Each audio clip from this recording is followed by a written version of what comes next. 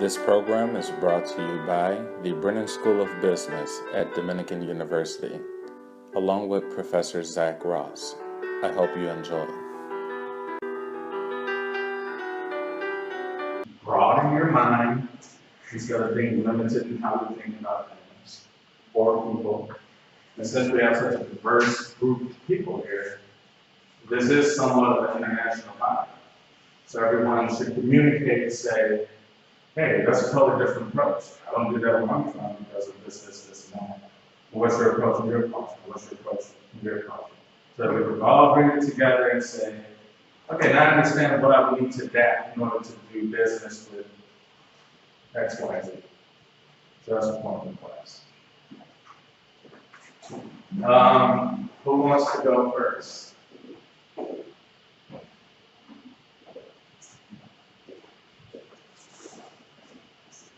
So we said that a role as a leader would be to provide example, to motivate and emphasize.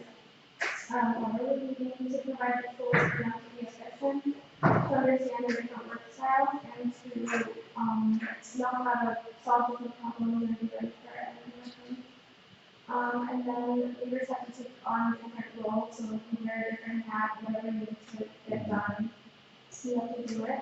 And then some challenges are the approach in which you manage. So if you want to be a friendly leader or if you want to be authoritative and you want to have everyone respect you. And then just managing different personalities and learning how different people work. And then what makes us different is that we adjust implementation. Okay, so everybody is adapted.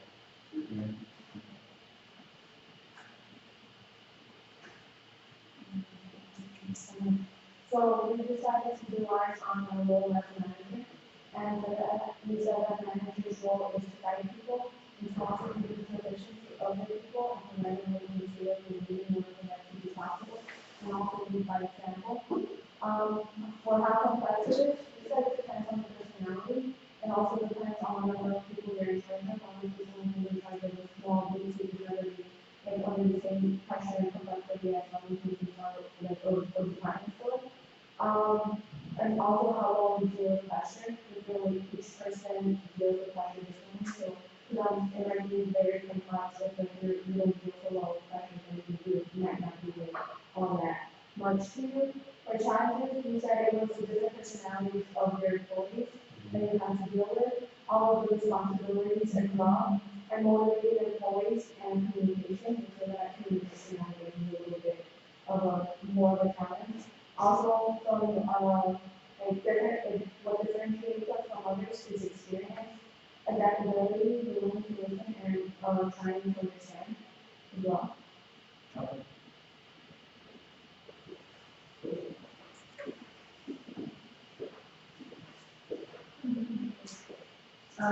So besides the roles of the leader and manager are oversee operations and personnel, start by managing the responsibilities and goals and tasks, making sure accountable things. Also, we have people that come in the teams like manage time and like Zack and stuff as well. Is to inspire and influence those around you by being an example. They kind of understand who you have and what their goals and how they get in your structure. We decided that the complexity of management was situational, so depending on what environment you're in, on a sports team, it's going to be much different than a business. You may have a lot of similar characteristics, but it's not as formal in some situations. Some of the challenges are exploitation, time constraints, and lack of resources. And then we decided that was different than others because we're more knowledge or open-minded. We look at power structures differently. We want to come into a company or a situation, we want to make an impact, we want to feel like we're important, and we want to exceed others for that. It all makes sense. I mean, the number one thing I see from each person is like, right? That's on number of employees, how many people in the company, the resources, etc. And that's what the real answer is. What makes it very, very different. And so when it comes to leadership in an international context as contention.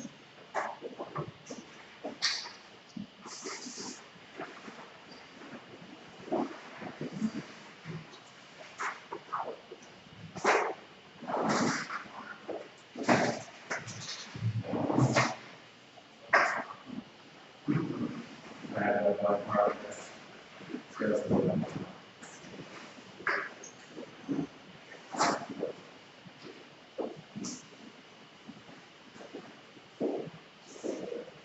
So the approach we take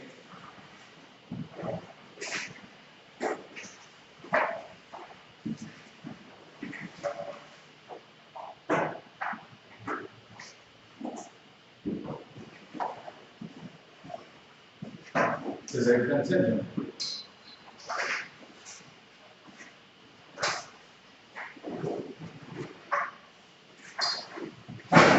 So pretty much it depends. What does it depend on? You guys named some things like resources,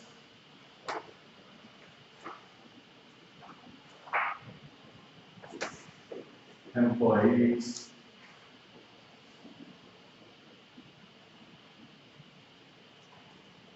what's another name for employees? Labor.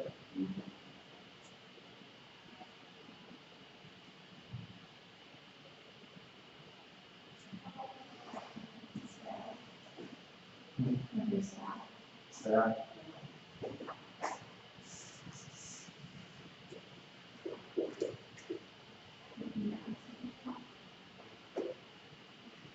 How about, well, from a managerial perspective, top tier, managing facilities, corporations, etc.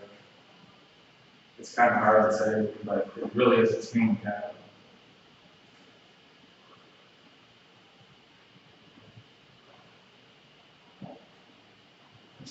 And that's why it's so very easy for companies to, cut 14, 12, 10,000 people. Because people at this decision, when we say labor and staff, I think that's more of a downward management. So, low level management.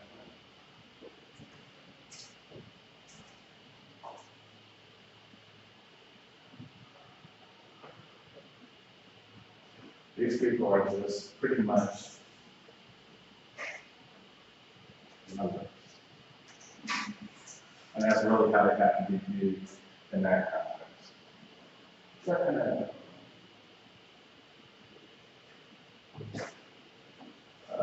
What were some of the other things we said were contingent?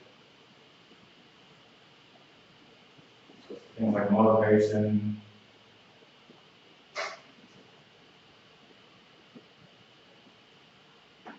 How about we throw in what we learned last week, which is politics.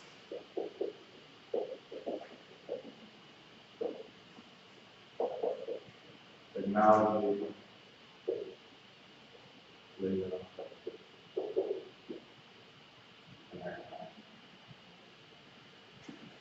Actually, there is a model that kind of describes this. I just want to write it down.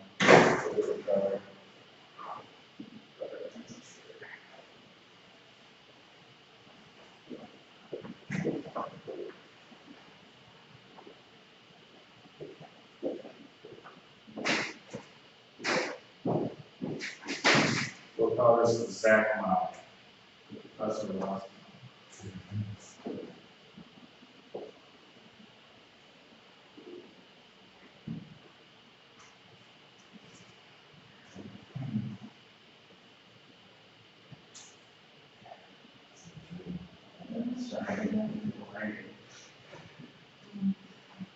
You guys ever seen this? You want to say first?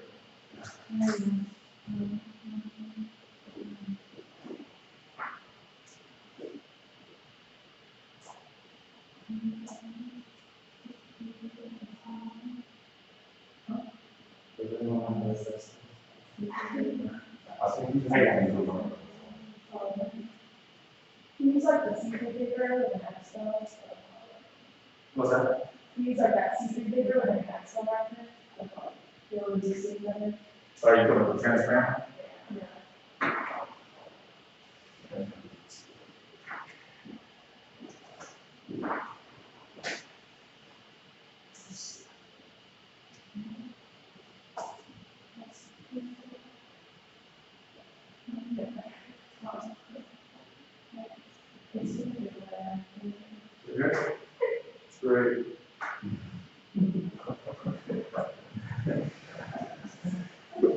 So we start from the outside in.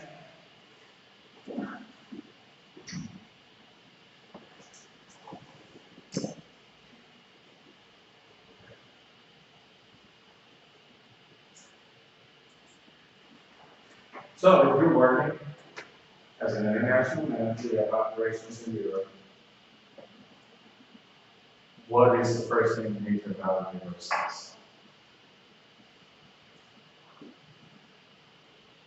You say, I want to start a business in Europe. Politics? Actually, how about this environment?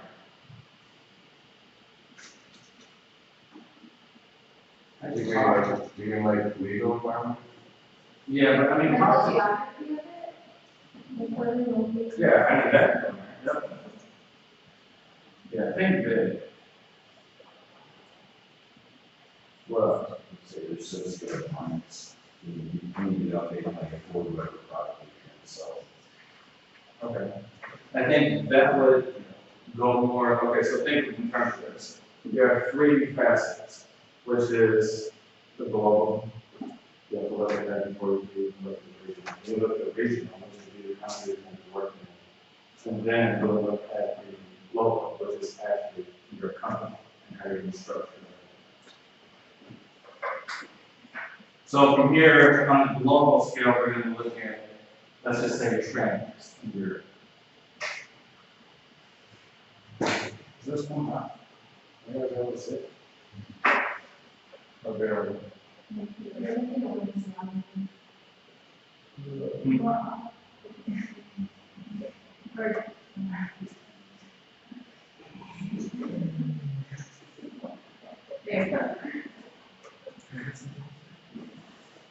And here, you think of regional, the country that you'd be working in, politics, right?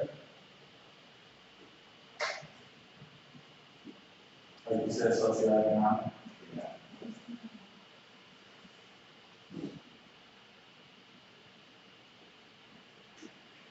You know, a better way to do this than global, you're gonna look at competition globally.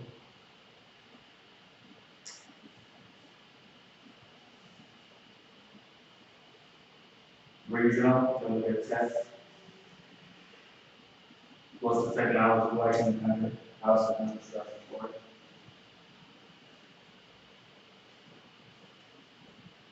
From here, you're gonna just observe the country to say it's interdependent.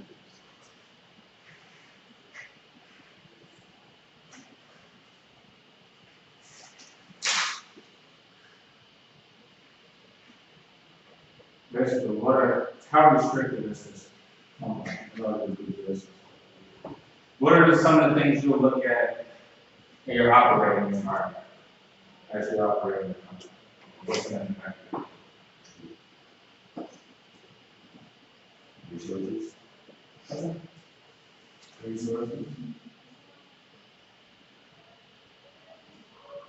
What about the ethics? Uh,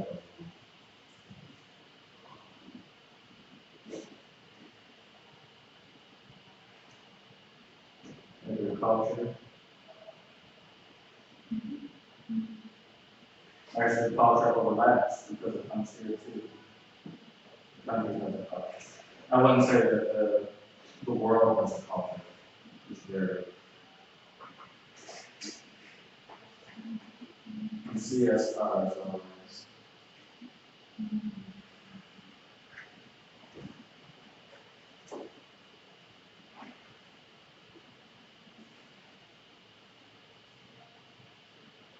Yeah, I have to figure out another. Yeah, so that's just an overview of kind of what I wrote in this stuff. With CSR. Corporate social responsibility, yeah. Which is huge and I like to bring ethics into ethics into everything we do.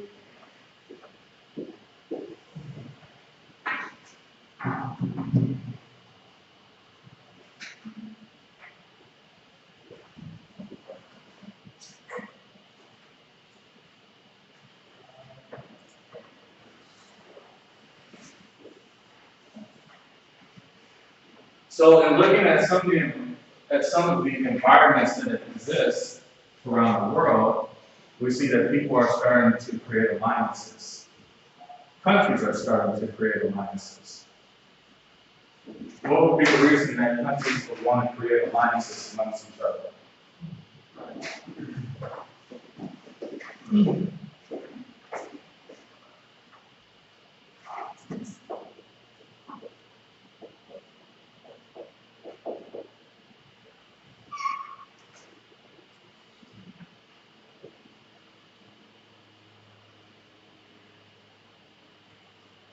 They could, have like cheaper trade with one another.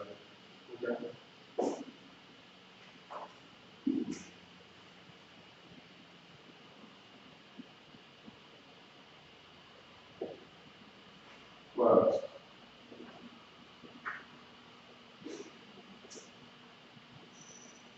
Like absolute advantage. Well, I don't think that, but, so to create some sort of dominance so that they will reap the rewards. Or working with other countries. war, only when one country can do something about it. Right, it's, well, I guess not. Maybe a competitive advantage. Yeah. Okay, I get it.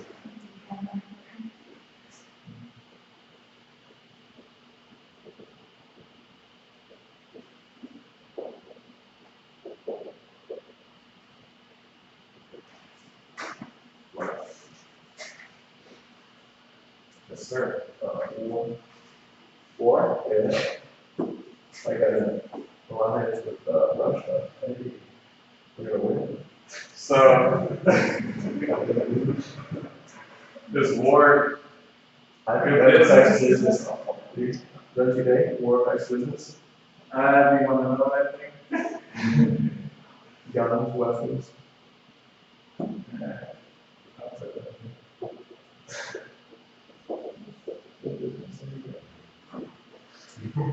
Make your men and sisters lie.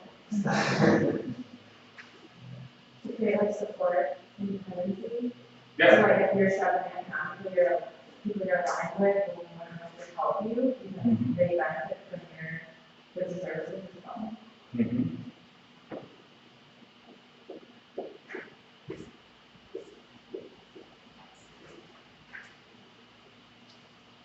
Anyone? How about jobs? You create more jobs for people in your country.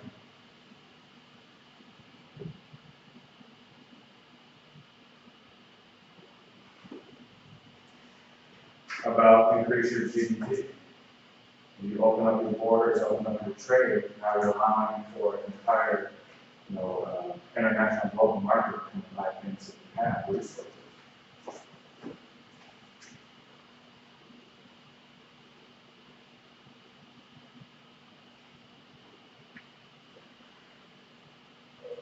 Can we identify any alliances that we see around the world today that exist? NATO?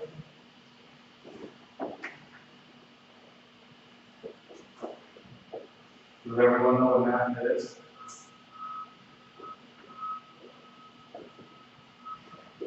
Yes. Anybody don't know what NAFTA is?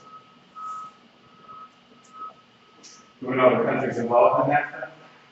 In like, US, Canada, Mexico.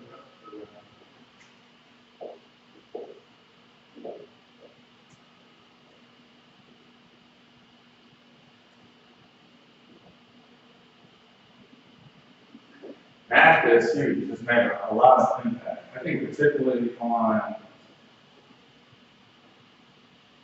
probably more so for like Mexico and Canada than the United States. Now we have General Motors, have a huge facility down there. Walmart has several distribution centers down there. So it's really increasing the economic environment in Mexico. Mexico is becoming more wealthy as time goes on. Canada is becoming very wealthy. Probably only has 30 million people. I think Canada is they're the second largest country on earth. You only have 30 million people. Any other after one. After? Central American Free Trade Agreement, like how they didn't use with the rest of the public, now it's like VR. Yeah. So that's like Guatemala, Belize, Ecuador, Panama.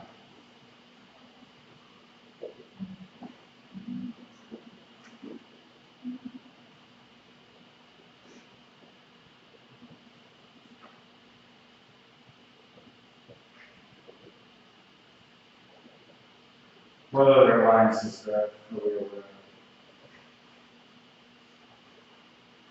The EU, the European Union.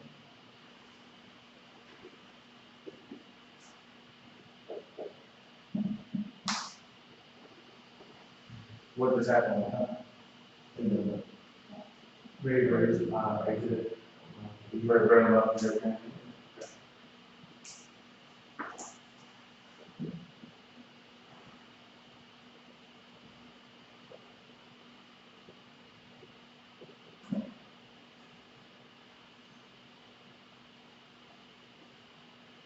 And that's going to shake up a lot of things for a lot of investors, our economy.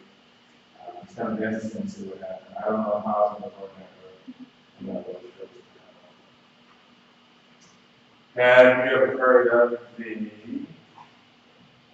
The acronym?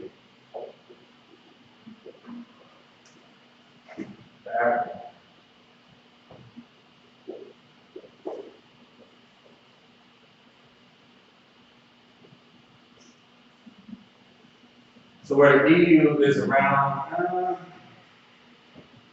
27 countries.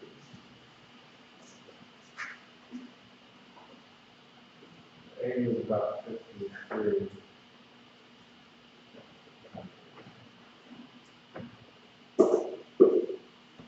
This one probably, right now as we speak, is the most important one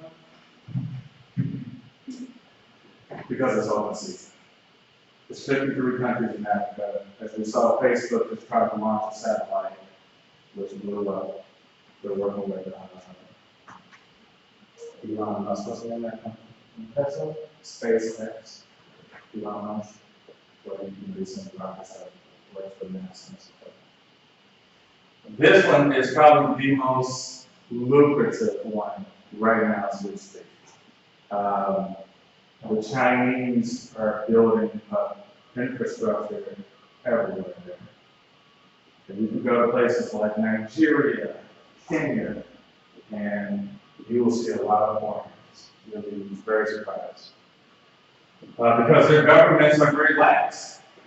They're trying to raise their, economies. And now that the borders have opened up with things like the AU, a lot of people see a lot of opportunities to come there and start businesses. There's a lot of money to be made there. So Africa is not the same continent in our heads that we think it is, where it's just savannas and wilderness and forest. Africa is changing.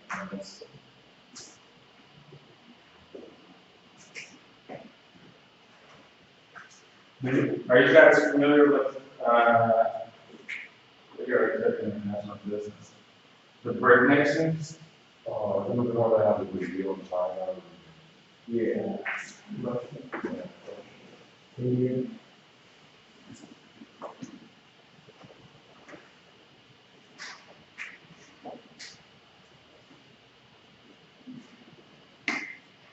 So BRIC is Brazil, Russia, India, and China.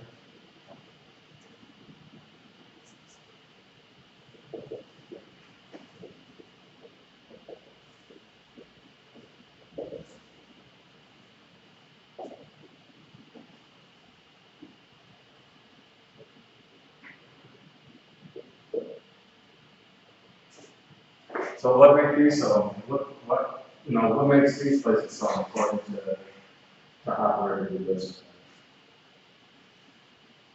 And pick anyone if you want to.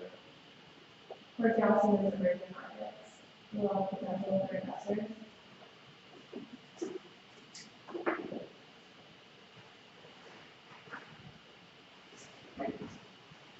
Why do you think they're emerging? What's so unique? Cheap labor. Okay, sure. China's getting more expensive now. I don't know how long that iPhone's been made. But okay, let's say cheap labor. In general sense, I mean, these are not, these are still very well developed countries. Where do they come?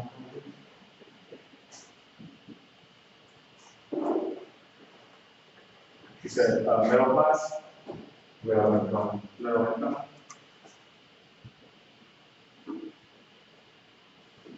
All right, how about I just come from Brazil?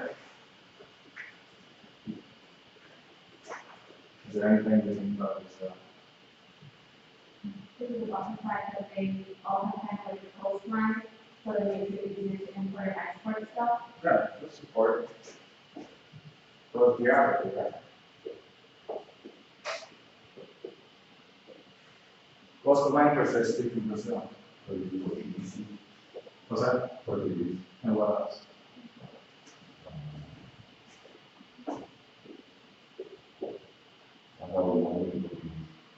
No, Portuguese is the main language, but Spanish is used there too.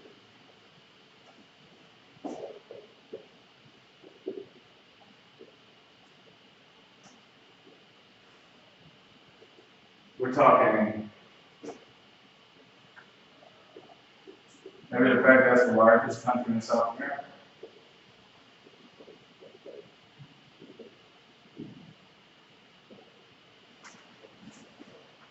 If you look at this, you think, well, how many other countries around the world speak Spanish? And how do we utilize them? In Africa, for example, I mean, there's French probably has like 25 countries that French is the predominant language. There's a few countries that Spanish speaking is predominant. But pretty much this is your gateway into Latin America.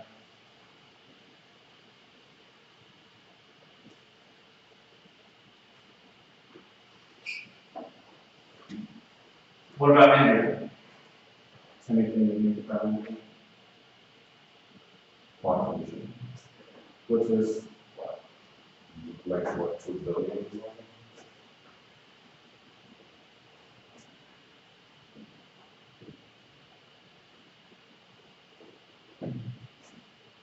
China. What's the population of China?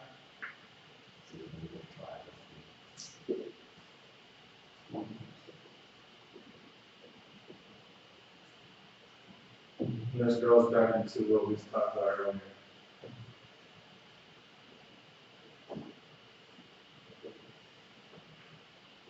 People just need sharing now. You need to make 150 million iPhones in 6 months. You're not going to do it in Ecuador. You're not going to do it in Nigeria. You're being China. Well, predominantly China. Because they're like manufacturing. So the most important thing about China is manufacturing.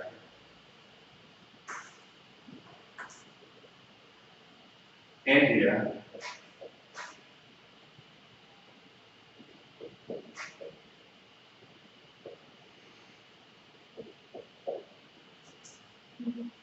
information technology. Russia, on the other hand, is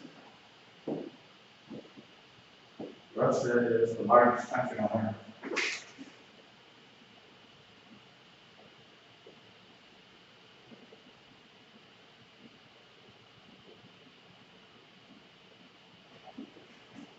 And also one of the most educated.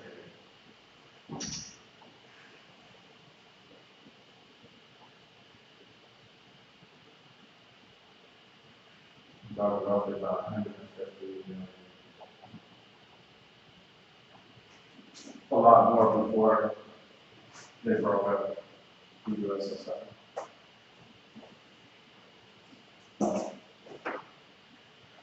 So that's really just a snapshot of the main markets we'll be focusing on, the EU, the AU, BRIC countries.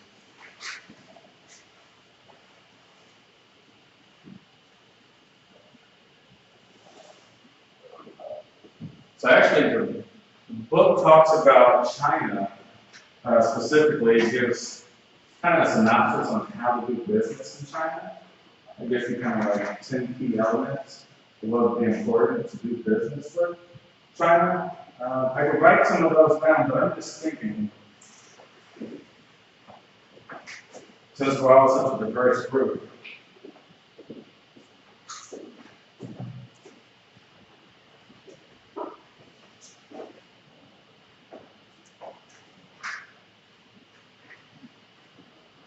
what are some important factors?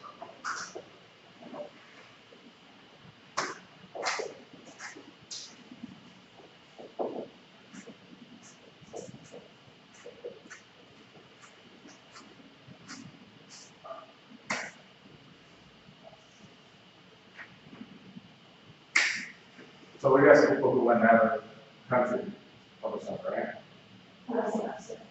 Okay. And you guys, student visa, right? Who else went out of the country this summer?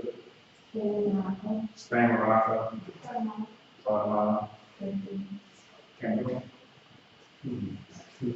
I say Brian London last semester, the 2 semesters ago. Where? London. Oh, London. And has anybody else lived in another country for a long time? Mexico? What part? Durango, Michoacán, Tamaulipas? Guerrero, and South. All right, so let's just say important facts doing business. What you observed when you went to this country, and what do you think is some important factors in order to do business in this country? Who wants to start? Who's placed it today?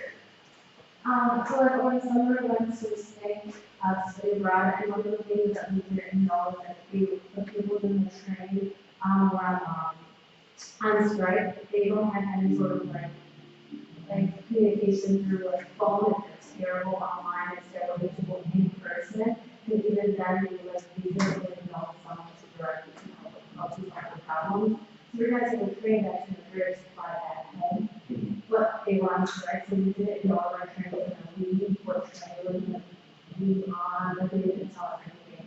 So our professors had to go in person, and like sit out at the train station, try to figure out what was going to go on.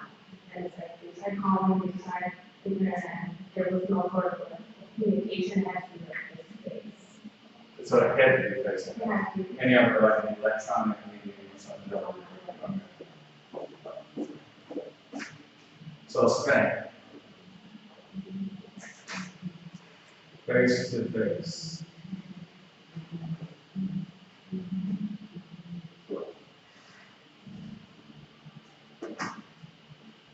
So we talk about Spain. No, just tell me about what did you observe? What were some of your observations? Well, we're Ireland, so.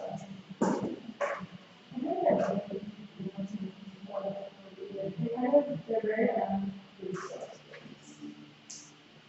they're very like environmentally. Yeah, I thought there was some like really, something like that about it. They're very friendly. And I appreciate like the conversation. Yeah, there's no real like time. Yeah, no, not a thing. Okay, so relax, maybe non-aggressive, like in your business approach, you know, Yeah. you do it casual, you wouldn't do it like you're trying to sell something. Yeah, it's like super. They're very hospitable.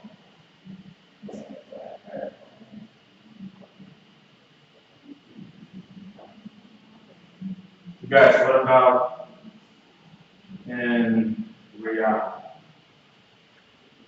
What is important in order to do business with you? What's an important thing?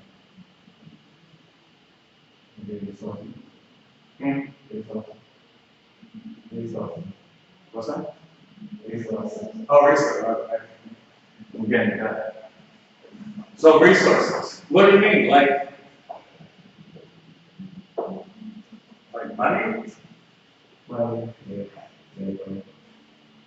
Is it hard to get people to give you for businesses?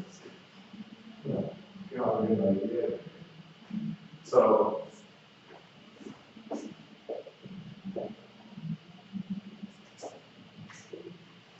you have a good idea and you have a good strategy, they might give you money for operations.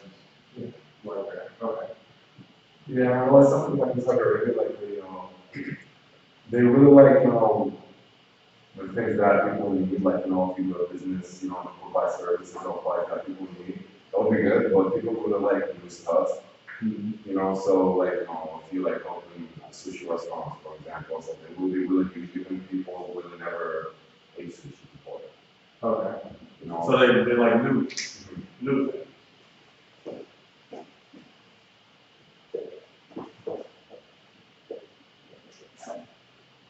What we didn't talk about, what we skipped over was,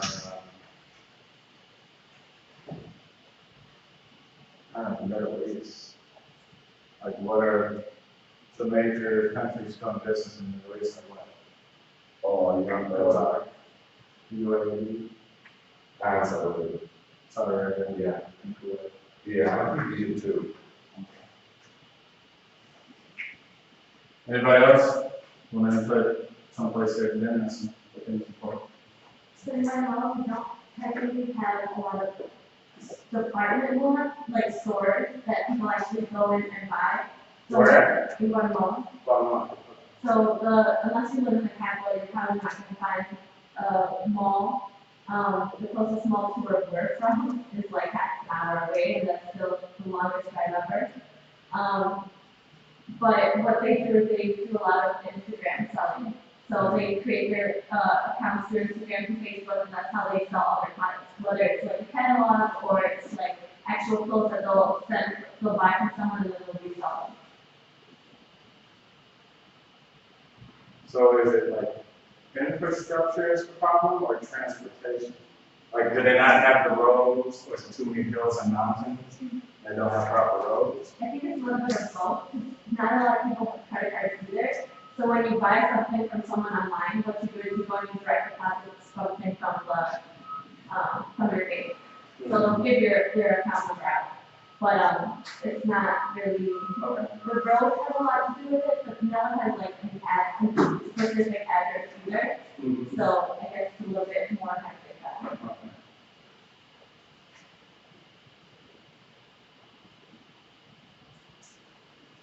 Anybody else want to add anything? In Morocco, they're very like aggressive, but you also have to, it's a lot of marketing, like back and forth, and it's about anything, except for food. You said Morocco? Yeah, Okay. so it's aggressive, but it's a lot of marketing.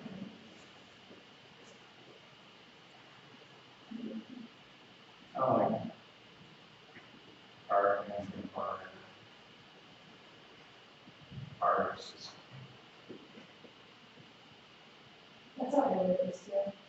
What's that? That's how it is too. Really? They're like very, it's not aggressive, people are very like, Open for negotiation? yeah. Everything.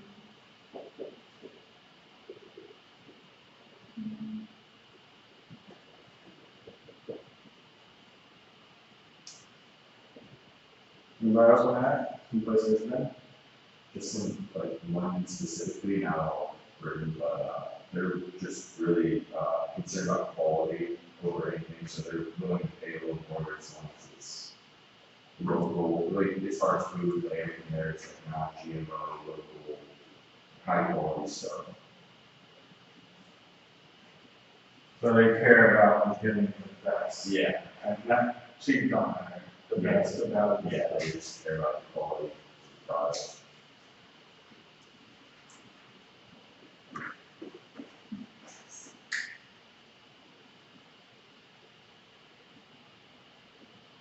Is it because things are built locally or because? They have a lot of like local farms and it's a very like green Yeah, I think it's just the culture too, like they kind of just, they want to have nice things.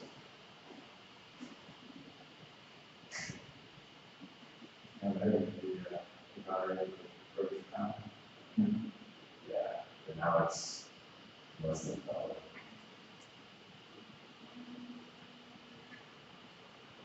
They'll be back. It'll always be the time. I just add it.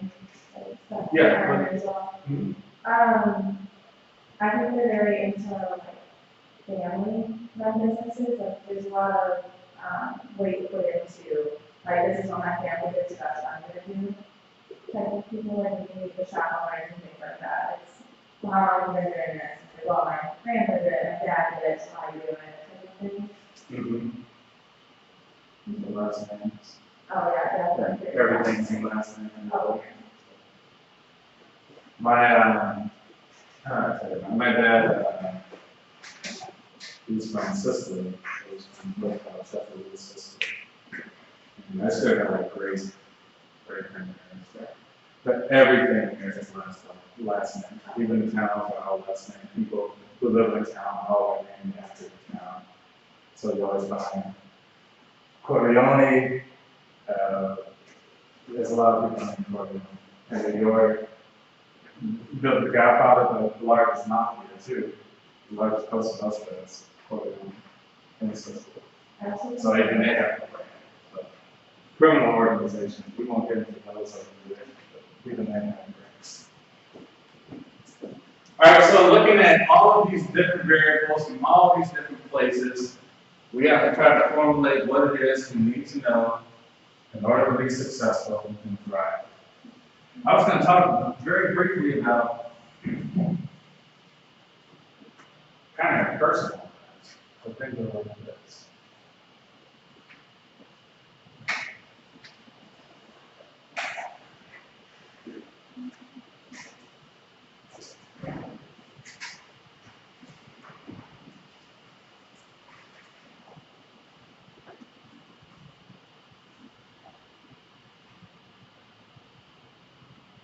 Let's say you're a job. Like, what is your motivation in your job? Is it to move up the corporate ladder? Is it just purely money? Is it something else? Where the most part is money? To be honest, yeah. Do you, for people who work, feel like making enough money? No? I don't know. I have to feel some sort of like, respect for myself in my work. Like right now, I don't really, I'm a butcher, so I don't really like, I don't like telling people anything, it feels very like savage. But I honestly. You mean your job description? Yeah. So, that's why I aspire to have a job where I don't feel it's dirty. I can see that. I think the budget is very, we all eat. It has to start from somewhere, And I think it was a really great profession a long time ago. Now there's just so many different things, like people really look to technology. If you work in digital marketing or something, that's what people kind of do. But old school things like a butcher, a bus driver, those things, people kind of like look down on now because they're basically manual using your hands, and people think like, okay, I'm using computers. Even lawyers are kind of like not a great profession. Versus the non-student law that they have. Some of those guys I know, just like public defenders, can make like $25,000, $30,000. You better take out 250. So that's not how it's cracked up. So let's say the amount of money we hope to make more, but for some reason it's like that over time. What are some of the factors that make us not get ahead at our job? So we're not going to do You don't enjoy it, that. you're not motivated to work hard. All right, I mean, no, we won't have to discuss kind of the general precepts of how we feel personally. Let's just say, let's keep that in mind.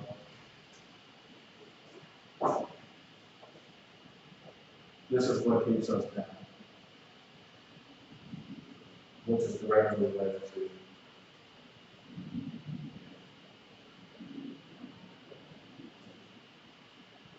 cost of living. This can go up, but as inflation grows, the cost of living, we don't change. We just keep the same apartment, same we live a paycheck to paycheck. We're 2 paychecks away from not having to do it. So the same thing should be looked at from a managerial point of view. How do you combat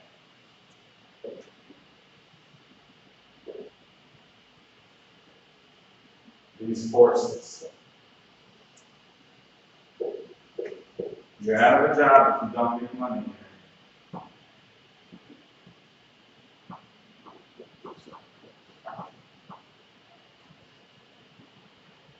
So what are some of the things we could throw in here to make us not increase our bottom line over time as a man?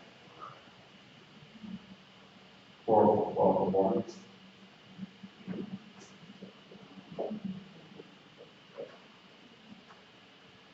Think larger, think low. I was thinking like cost management and reducing your costs. I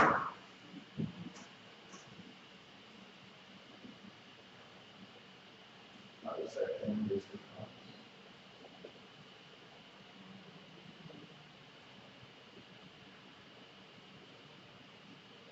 What do you need to overcome? What are some of the forces? Well, there's competition from other people and you need to be able to grow your market share, so you might have to broaden your reach.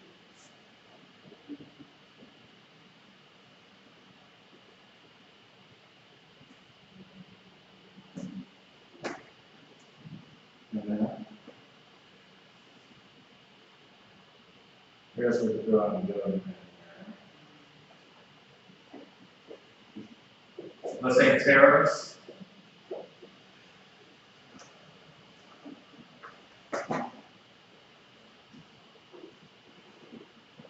Say regulations.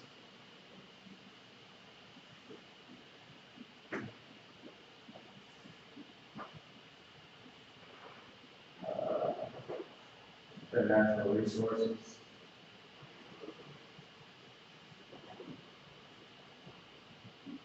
Probably one of the biggest things is changing technology.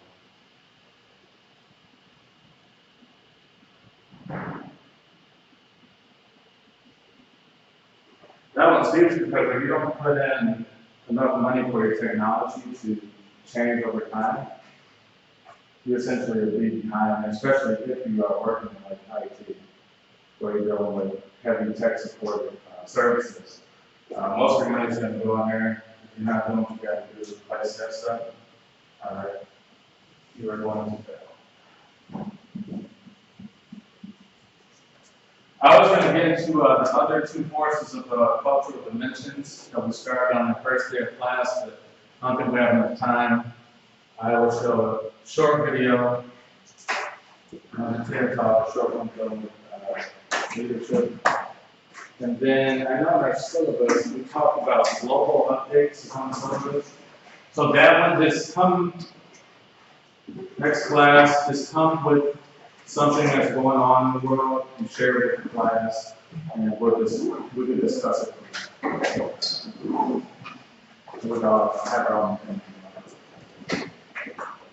And then we'll have Benjamin here for like the last half hour of class.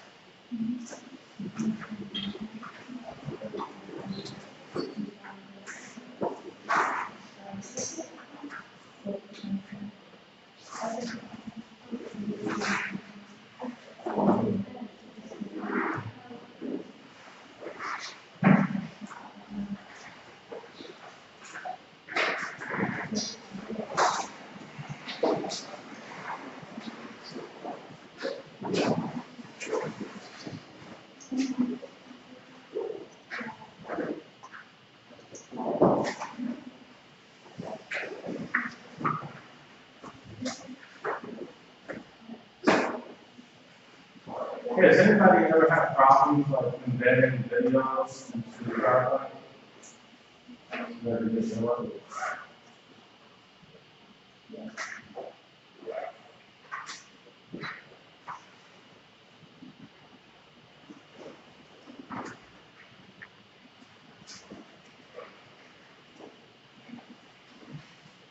We'll just watch like the first 5 minutes.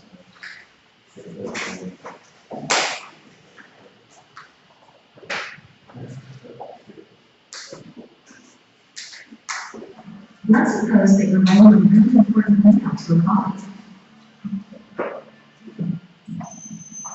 Let's talk about that in both systems.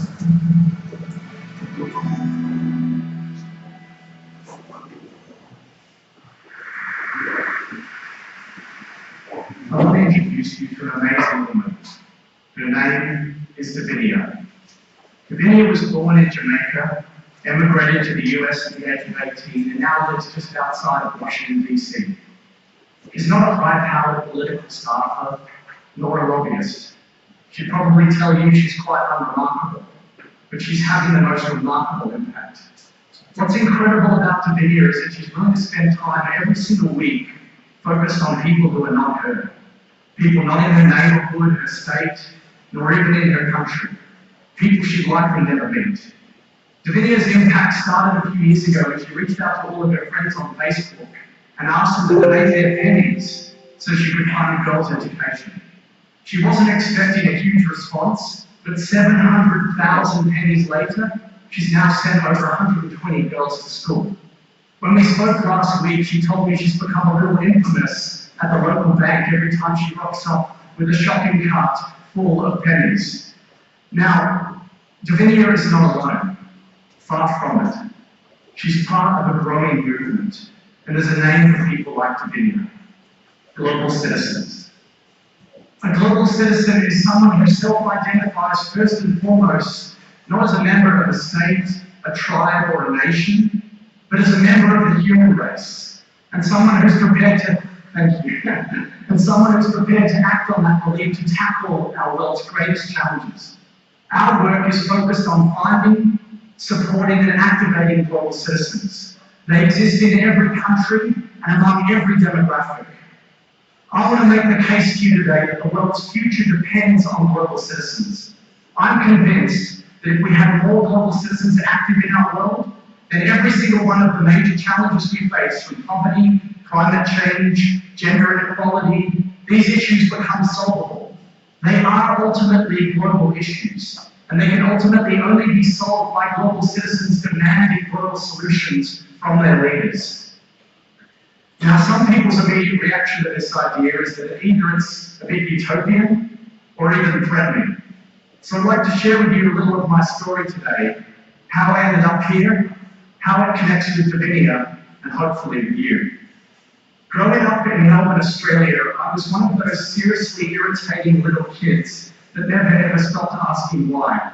You might have been one yourself. I used to ask my mum the most annoying questions. I'd ask her questions like, "Mum, why can't I dress up and play with puppets all day? Why do you want fries with that? What is a shrimp? And why do we have to keep throwing them on the Barbie? And Mum, this haircut? Why?" The worst haircut. Still terrible. As a white kid, I thought I could change the world, and it was impossible to convince me otherwise. And when I was 12 and in my first year of high school, I started raising money for communities in the developing world. And we were a really enthusiastic group of kids, and we raised more money than any other school in Australia. And so I was awarded the chance to go to the Philippines to learn more. It was 1998. We were taken into a slum in the outskirts of Manila. It was there I became friends with Sunny Boy, who lived on what was literally a pile of steaming garbage. Smoky Mountain was what they called it, but don't let the romance of that name fool you, because it was nothing more than a rancid landfill that kids like Sunny Boy spent hours rummaging through every single day to find something, anything of value. That night with Sunny Boy and his family changed my life forever, because when it came time to go to sleep, we simply lay down on this concrete slab the size of half of my bedroom with myself, Sunny Boy,